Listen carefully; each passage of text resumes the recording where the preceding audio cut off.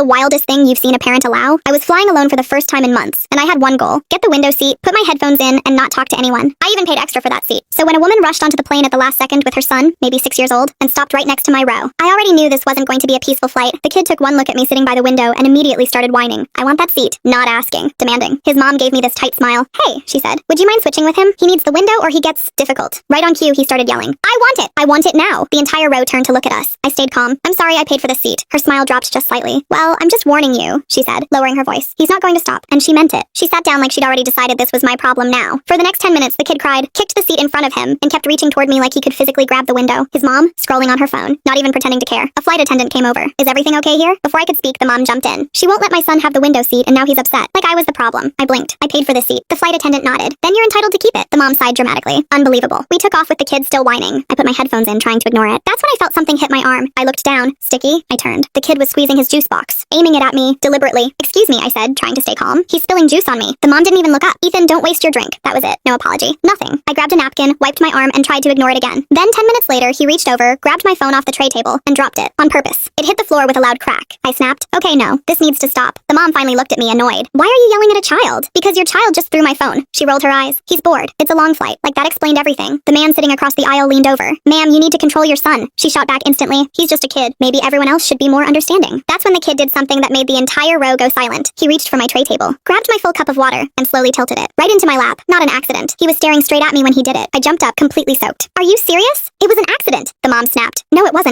A flight attendant rushed over. This time I didn't even have to explain. The man across the aisle spoke first. I've been watching this the whole time. The child is doing this on purpose. A couple people nearby nodded. The flight attendant's expression changed instantly. Ma'am, she said firmly, I need you and your son to come with me. The mom crossed her arms. We're not moving. Now a second flight attendant showed up. You can either move, she said calmly, or we'll have security meet the plane when we land. That did it. The mom huffed, grabbed her bag, and yanked her son up. This airline is ridiculous, she muttered as they walked to the back. The kid screamed the entire way down the aisle. And just like that, peace, for about an hour. Then suddenly people started shouting from the back. Flight attendants rushed past us. Apparently while his mom was in the bathroom, the kid had opened an overhead bin. Suitcases came crashing down. One hit a passenger in the head. When we landed, security was already waiting at the gate. As I walked off the plane, I passed their row. For the first time the entire flight, the kid was quiet. And the mom? Still arguing. Still acting like she'd done nothing wrong. I didn't say a word. I just kept walking. Because honestly, that flight taught me something I'll never forget. Some kids aren't the problem. Their parents are